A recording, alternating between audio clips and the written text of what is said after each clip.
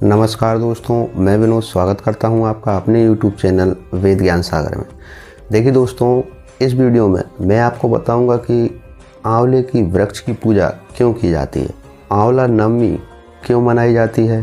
तो देखिए दोस्तों, ये व्रत कार्तिक मास की शुक्ल पक्ष की नवमी तिथि को मनाया जाता है।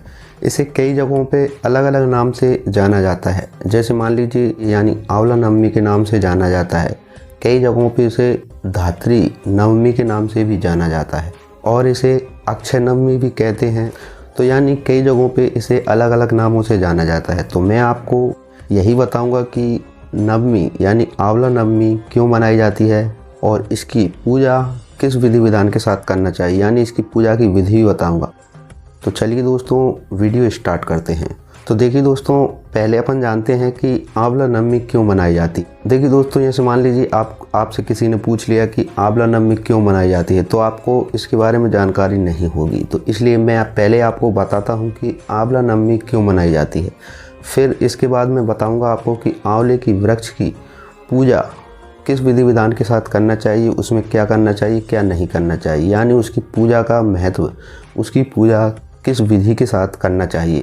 तो देखिए दोस्तों, क्या हुआ कि एक बार माँ लक्ष्मी पृथ्वी का भ्रमण करने निकली थी। तो क्या हुआ कि भ्रमण करते समय माता लक्ष्मी के मन में एक ख्याल आया कि भगवान विष्णु और शिव भगवान की दोनों की यानी एक साथ पूजा किस तरह करनी चाहिए, यानी किस तरह की जा सकती है। तो माता लक्ष्मी जब यह विचार कर रही थी, तब उनके मन में ख्याल आया कि तुलसी और बेलपत्र के गुण एक साथ आंवला में पाए जाते हैं। यानी तुलसी में जो गुण हैं और जो बेलपत्र में जो गुण हैं, वो सारे गुण दोनों के गुण मिलाकर एक साथ आंवले में पाए जाते हैं। तो यह माँ लक्ष्मी जी को ख्याल आया। आंवले की वृक्ष की उत्पत्ति माता तुलसी के साथ हुई थी। जब माँ तुलसी जी की उत्पत्ति हुई थी, जैसे माँ तुलसी जी का जन्म हुआ था, तो उनके साथ में ही आंवले की उत्पत्ति हुई थी। तो उसको धात्री के नाम से जाना जाता है। जैसे माँ तुलसी जी को जाना जाता है, उसी प्रकार आंवले को धात्री के नाम से जाना जाता है, क्योंकि जब माँ तुलसी जी का जन्म हुआ था तो उनके साथ धात्री उत्पन्न हुई थी, तो उनको ही आंवले के वृक्ष के रूप में जाना जाता है। माँ लक्ष्मी जी को जब ख्याल आया कि तुलसी और बेलपत्र के गुण एक साथ आंवले में पाए जाते हैं, तो देखिए वह क्यों है। देखिए, तुलसी भगवान विष्णु को अत्यंत प्रिय है और बेलपत्र भगवान शिव को अत्यंत प्रिय है।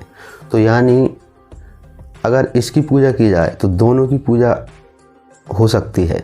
तो तब माँ लक्ष्मी ने आंवले की वृक्ष की पूजा की और माँ लक्ष्मी की पूजा से प्रसन्न होकर भगवान विष्णु और भगवान शिव वहाँ पर प्रकट हो गए। तो देखिए दोस्तों, जिस दिन माँ लक्ष्मी ने आंवले वृक्ष की पूजा की थी, यानी भगवान विष्णु और शंकर भगवान की पूजा की थी, उस दिन नवमी तिथि थी और उसी दिन से आंवला नवमी तिथि मनाई जाती है। फिर क्या हुआ दोस्तों कि जब माँ लक्ष्मी जी ने आंवले वृक्ष की पूजा की और उनकी पूजा से प्रसन्न होकर भगवान विष्णु और शिव वहाँ पर प्रकट हुए, तो जब भगवान विष्णु और शिव प्रकट हुए तो माँ लक्ष्मी जी ने आंवले के वृक्ष के नीचे ही भोजन बनाया था और भोजन बनाकर भगवान विष्णु और शिव भगवान को भोजन कराया और इसके बाद स्वयं उन्होंने भोजन किया। तो इस कारण से दोस्तों आंवला नवमी की पूजा की विधि चली आ रही है, यानी उनकी पूजा करने की परंपरा चली आ रही है। तो यह मानना चाहिए कि जब आप आंवले की वृक्ष की पूजा करते हैं तो आप श्री हरि विष्णु और भगवान शिव दोनों की एक साथ पूजा कर रहे हैं। तो देखिए, खासकर जब कार्तिक मास की शुक्ल पक्ष की नवमी के दिन आंवले के वृक्ष में भगवान विष्णु और शंकर भगवान की पूजा करनी चाहिए, क्योंकि उस दिन खासकर आंवले में भगवान विष्णु और शिव दोनों विराजमान रहते हैं। तो इसीलिए आंवला नवमी मनाई जाती है। तो देखिए दोस्तों, अब जानते हैं आंवला नवमी की पूजा की विधि क्या है, यानी अक्षय नवमी क्यों मनाई जाती है, उसकी पूजा किस प्रकार करना चाहिए।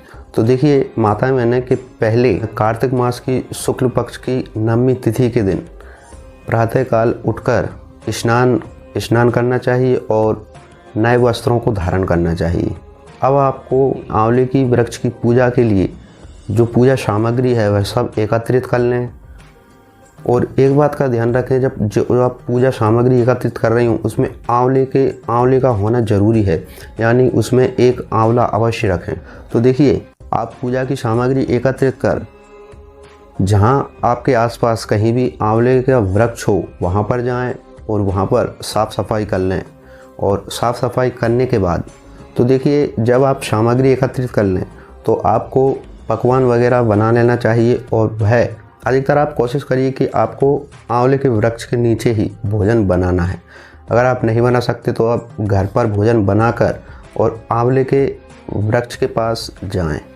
अब देखिए, आंवले के वृक्ष के नीचे बैठकर पूर्व दिशा की ओर मुख कर आपको पूजा करनी चाहिए।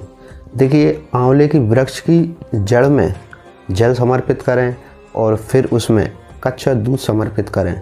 इसके बाद आपके पास आप जो भी पूजा की सामग्री में लाई हों, पुष्प, गंध, अक्ष जो भी आप लाई हों, वह आंवले की जड़ में समर्पित कर दें। इसके बाद आपको आंवले के वृक्ष के तने में कच्चा सूत या मौली बांधना चाहिए और बांधते समय कम से कम 8 बार परिक्रमा करनी चाहिए। कई जगह पर 108 परिक्रमा भी करते हैं, बताई गई हैं कि 108 बार परिक्रमा करनी चाहिए।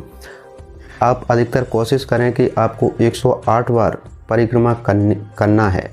अगर नहीं कर सकते तो कम से कम 8 बार परिक्रमा अवश्य करें। अब देखिए, आंवले के वृक्ष के नीचे बैठकर कम से कम पूजा आपको करनी चाहिए और पूजा करते समय आपको इस मंत्र का अवश्य ध्यान करना चाहिए, यानी इस मंत्र को जपना चाहिए। वह मंत्र है ओम धात्रे नमः, क्योंकि आंवले को धात्री के नाम से जाना जाता है। माता धात्री थी, उनका जन्म आंवले के वृक्ष के रूप में हुआ है।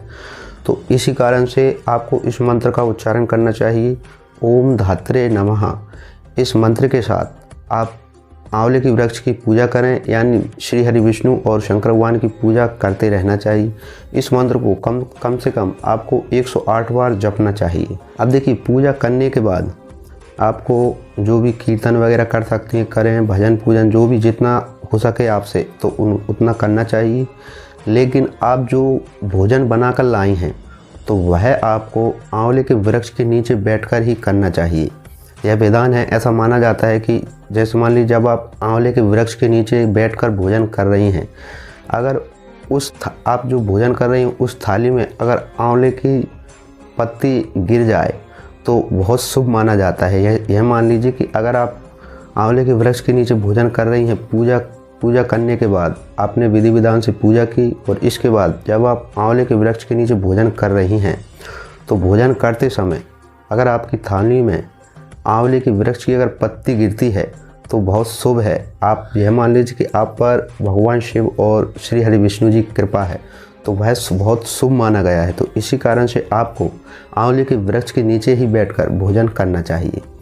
अब भोजन क्यों करते हैं? देखिए, क्योंकि माँ लक्ष्मी ने आंवले के वृक्ष के नीचे ही भोजन बनाया था और वहीं पर भगवान विष्णु और शंकर भगवान को भोजन कराया था। तो इसीलिए अपन को भी आंवले के वृक्ष के नीचे ही भोजन करना चाहिए। और भोजन करने के बाद हो सके तो आप देखिए, विधान तो बहुत है। जैसे मान लीजिए कि आप वैसे तो आंवले के वृक्ष के नीचे ही भोजन बनाएं और हो सके तो ब्राह्मणों को भोजन कराएं और उसके बाद स्वयं अपन को भोजन करना चाहिए। लेकिन आप इतना नहीं बन सकता, इतना नहीं कर सकते तो आप अगर घर से भोजन लाए हैं तो आपको आंवले के वृक्ष के नीचे ही बैठकर भोजन करना चाहिए। तो इस तरह से आपको आंवले की वृक्ष की यानी आंवला नवमी का व्रत करना चाहिए और उनकी पूजा करनी चाहिए। तो यह एक विधि थी और यह एक कथा थी दोस्तों। अगर आपको यह जानकारी और यह पूजा विधि अच्छी लगी हो तो मेरे चैनल वेद ज्ञान सागर को सब्सक्राइब अवश्य करें और इस वीडियो को ज़्यादा से ज़्यादा शेयर करें और हो सके तो इस वीडियो पर एक कमेंट अवश्य कर दें दोस्तों। तो मिलते हैं अगली वीडियो में, तब तक के लिए जय श्री राम।